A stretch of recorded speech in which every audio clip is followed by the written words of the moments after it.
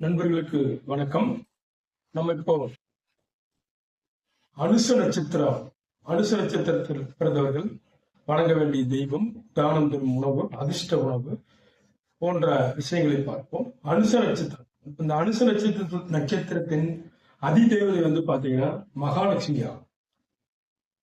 இந்த அனுச நட்சத்திரத்தின் ஸ்தல விருட்சகம் என்று பார்த்தால் மகிழ மரம்.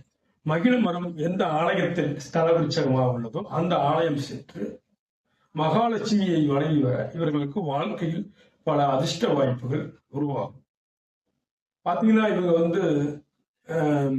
தாயினோட அன்பு பாத்தீங்கன்னா இந்த ராசியில சந்திரன் நீசமாவதால் பாத்தீங்கன்னா தாயின் அன்புக்காக இவர்கள் இயங்குவார்கள். சரிங்களா? இவங்க பாத்தீங்கன்னா எப்போதுமே ஜாமீன் கையெழுத்து இவங்க யாருக்கும் ஜாமீன் கையெழுத்து இவர்கள் போடக்கூடாது.